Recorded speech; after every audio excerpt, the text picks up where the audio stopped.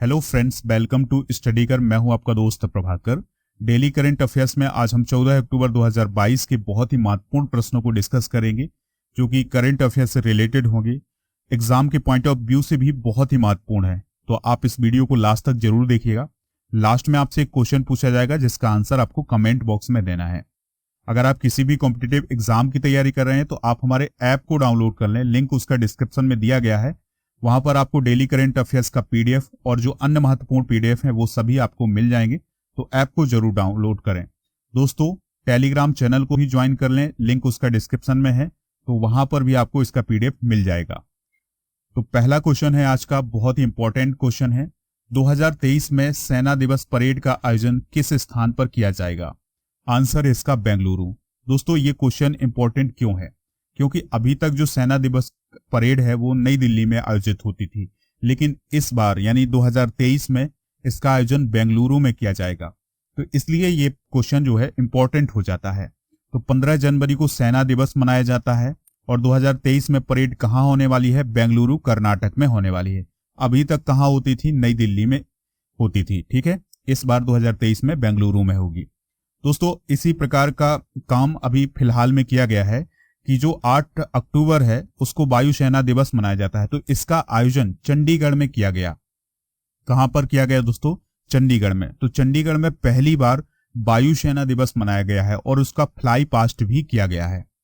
सेना की बात आई है तो वर्तमान सेना अध्यक्ष कौन है? जनरल मनोज पांडे हैं, जो कि भारतीय सेना के 29वें सेना अध्यक्ष हैं। दोस्तों, सेना दिवस क्यों मनाया जाता है, इसके पीछे का कारण है, ध्यान से सुनिएगा आप। हुआ क्या था कि जब अंग्रेज भारत छोड़ रहे थे तो उन्होंने भारतीय सेना की कमान भी भारतीयों को दी थी। तो जो पहले फील्ड मार्शल थे जिनका नाम था के.एम. करियप्पा, तो दोस्तों उन्होंने सेना की कमान संभाली थी और वो सेना अध्यक्ष के रूप में उन्होंने पदभार ग्रहण किया था 15 जनवरी 1949 को। इसलिए 15 जनवरी को हर साल भारतीय सेना दिवस मनाया जाता है। ठीक है, याद रखिएगा कि के.एम. करियप्पा ने किससे सेना की कमान संभाली थी? तो उनका नाम था जनरल फ्रांसिस रॉबर्ट राय बुचर। भारतीय वायुसेना दिवस कब मनाया जाता है? 8 अक्टूबर को मनाया जाता है। भारतीय नौसेना दिवस कब मनाया जाता है? 4 दिसंबर को। इसके अलावा तटरक्षक बल दिवस कब मनाया जाता है इंडिया में? 1 फरवरी को। तो ये कुछ इंपॉर्टेंट पॉइंट है, नोट जरूर करिएगा। अगला प्रश्न है, भारतीय एथलीट कमलप्रीत कौर पर कितने साल का प्रतिबंध लगाया गया है? तो दोस्तों 3 साल का प्रतिबंध लगाया गया है। कितने साल का? 3 साल का। अब प्रतिबंध क्यों लगाया गया है? तो दोस्तों इसके पीछे का कारण है क्योंकि उन्होंने प्रतिबंधित पदार्थ स्टेनोजोलोल का उपयोग किया है। ठीक है, प्रतिबंध किसने लगाया है? एथलेटिक्स इंटीग्रिटी यूनिट ने।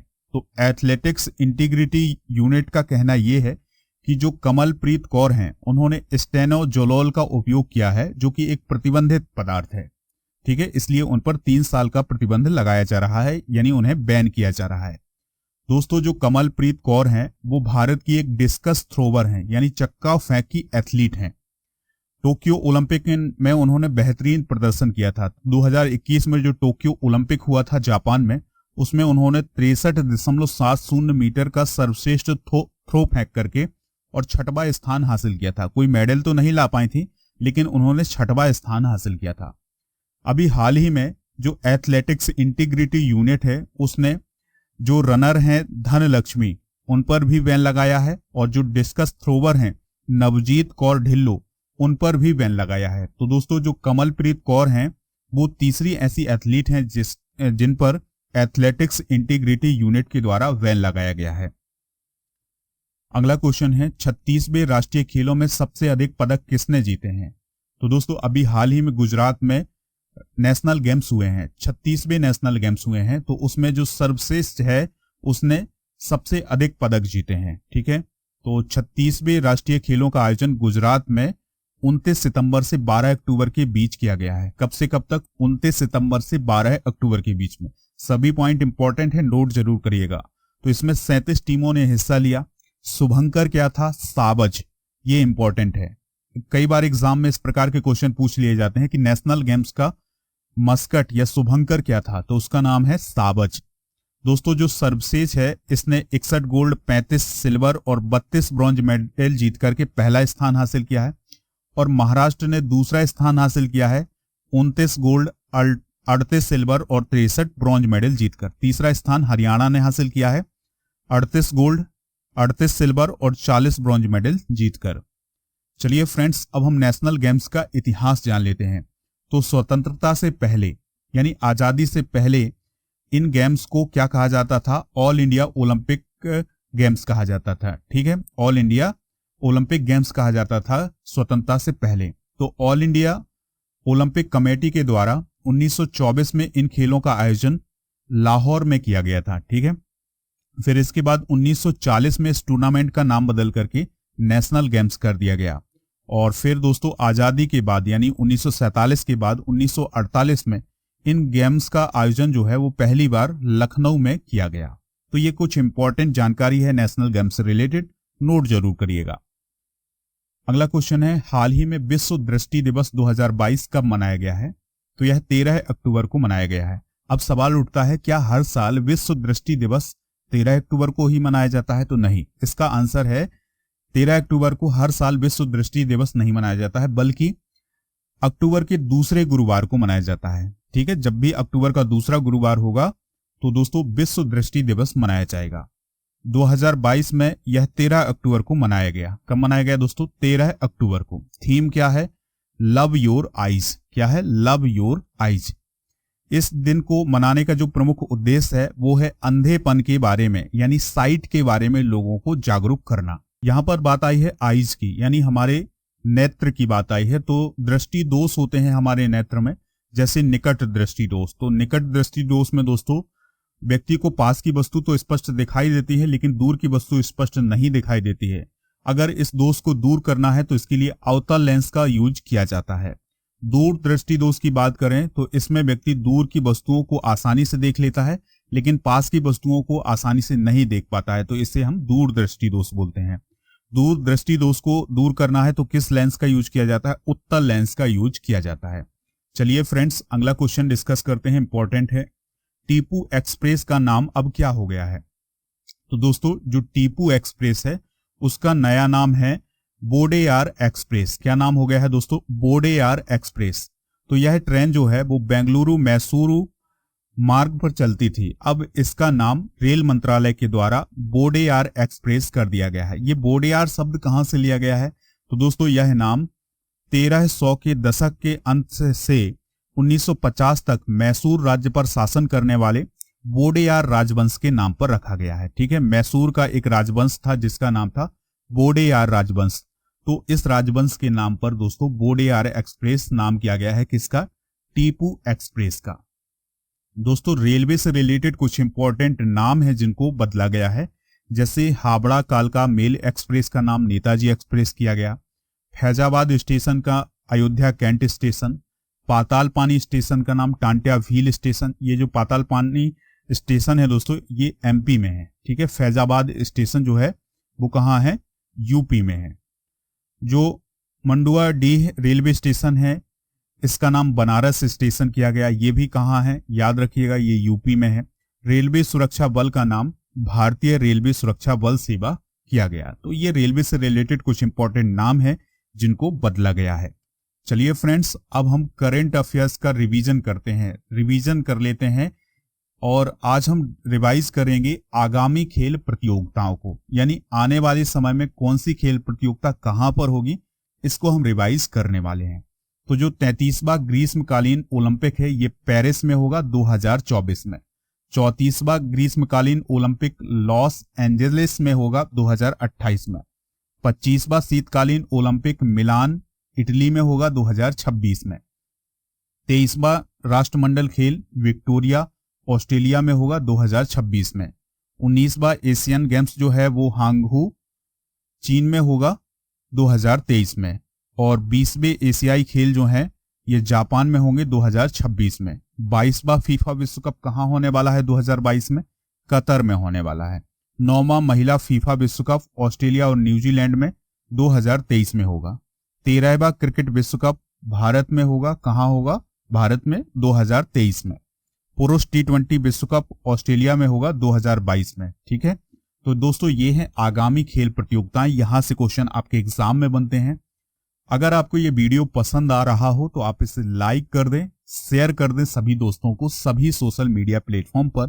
अगर आपको इसका पीडीएफ डाउनलोड करना है तो ऐप से डाउनलोड कर सकते हैं, टेलीग्राम चैनल से भी आप इसका पीडीएफ डाउनलोड कर सकते हैं। दोनों का लिंक डिस्क्रिप्शन में है, तो दोस्तों ऐप को डाउनलोड कर लीजिएगा, टेलीग्राम चैनल को ज्वाइन जरूर करिएगा। अगला प्रश्न है, फीफा अंडर 17 महिला विश्व कप का आयोजन किस देश में हो रहा है?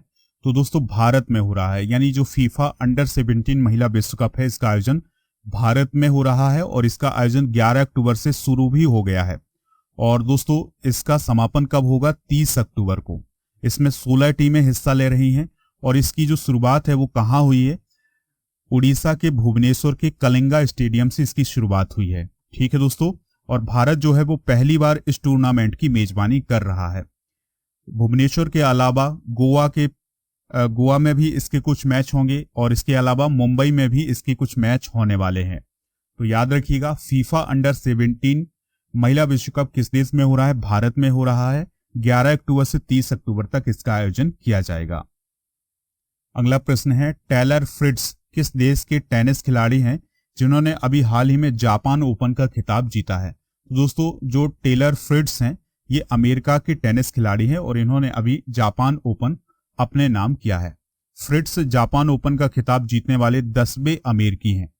ठीक है, तो ये पॉइंट आप नोट करिएगा। टेनिस की बात आई है तो दोस्तों हम ग्रैंड स्लैम की बात करेंगे जो कि सबसे इंपॉर्टेंट है। ठीक है, तो ऑस्ट्रेलियन ओपन 2022 का खिताब किसने जीता है? राफेल नडाल ने और एस्ले बार्टी ने। राफेल नडाल स्पेन के हैं, एस्ले बार्टी ऑस्ट्रेलिया की हैं। फ्रेंच ओपन 2022 राफेल नडाल ने जीता है और इगा स्विएटेक ने। इगा स्विएटेक कहाँ की हैं? पोलैंड की हैं। विंबलडन ओपन 2022 नोवाक जोकोविच ने जीता है जो कि सर्बिया के हैं और एलिना रायबकीना ने जीता है जो कि कजाकिस्तान की हैं। यूएस ओपन 2022 अल्काराज गर्फिया ने जीता है जो कि स्पेन के हैं और महिला एकल का खिताब इगा स्विएटेक ने जीता है जो कि पोलैंड के हैं। तो ये ग्रैंड स्लैम से रिलेटेड आपके एग्जाम में जरूर क्वेश्चन पूछे जाएंगे, आप इन्हें नोट कर लीजिएगा। अगला क्वेश्चन है, सालेह कैबजाबो किस देश के प्राइम मिनिस्टर बने हैं? तो वह चाड देश के प्राइम मिनिस्टर बने हैं। तो दोस्तों चाड वर्तमान में एक सैन्य परिषद के द्वारा शासित है, यानी अभी यहाँ पर सेना का शासन है, सेना के सहयोग से शासन चल रहा है, जिसका नेतृत्व कौन कर रहा है? मोहम्मद इदरीस डेबी। और चाड में 2024 में लोकतांत्रिक यानी डेमोक्रेटिक इलेक्शन होने की संभावना है कि जनता के द्वारा अपने नेताओं को चुना जाए, ऐसा 2024 में चुनाव होने की संभावना है। चाड देश को देखते हैं तो दोस्तों यह एक लैंड लॉक्ड कंट्री है। क्या है दोस्तों? लैंड लॉक्ड कंट्री है। ये आप देख पा रहे हैं, ये है चाड और इसकी राजधानी क्या है? एनडजमेना। क्या है? एनडजमेना। यहाँ की जो मुद्रा है वो है सेंट्रल अफ्रीकन CFA फ्रैंक है। ठीक है, और इसकी जो उत्तरी सीमा है वो किससे लगती है? लीबिया से लगती है। और पूर्व में क्या है? सूडान है। और दक्षिण में मध्य अफ्रीकी गणराज्य है। दक्षिण पश्चिम में कैमरून है। दक्षिण पश्चिम में नाइजीरिया है और पश्चिम में नाइजर है। तो ये इन देशों से इसकी सीमा लगती है। याद रखिएगा, चाड जो है लैंड लॉक्ड कंट्री है और ये अफ्रीका महाद्वीप में है। अगला क्वेश्चन है, अनंत नारायण गोपाल कृष्णन किस संगठन के पूर्णकालिक सदस्य बने हैं? तो दोस्तों सेबी के पूर्णकालिक सदस्य बने हैं कौन? अनंत नारायण गोपाल कृष्णन। यहां पर बात आई है सेबी की, तो दोस्तों सेबी का फुल फॉर्म क्या होता है? Securities and exchange board of India. तो इसके पूर्णकालिक सदस्य कौन बने हैं? अनंत नारायण गोपाल कृष्णन। ठीक है, सेबी की स्थापना 1988 में हुई थी। 1992 में इसे वैधानिक दर्जा दिया गया था। इसका मुख्यालय मुंबई में है। यह भारत में प्रतिभूति बाजार यानी एक्सचेंज मार्केट का नियामक है और इसका उद्देश्य प्रतिभूतियों में निवेशकों के हितों की रक्षा करना है। जो माधवीपुरी बुच हैं वो वर्तमान में सेबी की अध्यक्ष हैं। लास्ट क्वेश्चन है, इस वीडियो को ध्यान से सुनिएगा। सुरक्षा अभ्यास प्रस्थान का आयोजन किसके द्वारा किया गया है? तो भारतीय नौसेना के द्वारा अभी प्रस्थान का आयोजन किया गया है। ठीक है, हर 6 महीने में इसका आयोजन भारतीय नौसेना के द्वारा किया गया है। तो अभी आंध्र प्रदेश के काकीनाडा से दूर क्षेत्र में प्रस्थान नामक एक सुरक्षा अभ्यास का आयोजन किया गया है। नौसेना का मुख्यालय कहाँ है? नई दिल्ली में है। इसकी स्थापना कब की गई थी? 26 जनवरी 1950 को। वर्तमान में नौसेना अध्यक्ष कौन है? एडमिरल R हरिकुमार हैं। तो ये थे करंट अफेयर्स के बहुत ही महत्वपूर्ण क्वेश्चन। अब आपसे एक क्वेश्चन पूछा जा रहा है जिसका आंसर आपको कमेंट बॉक्स में देना है। नेशनल गेम्स 2022 किस राज्य में हुए हैं? तो गुजरात, राजस्थान, केरल या कर्नाटक? जो भी इसका राइट आंसर हो कमेंट में जरूर बताइएगा।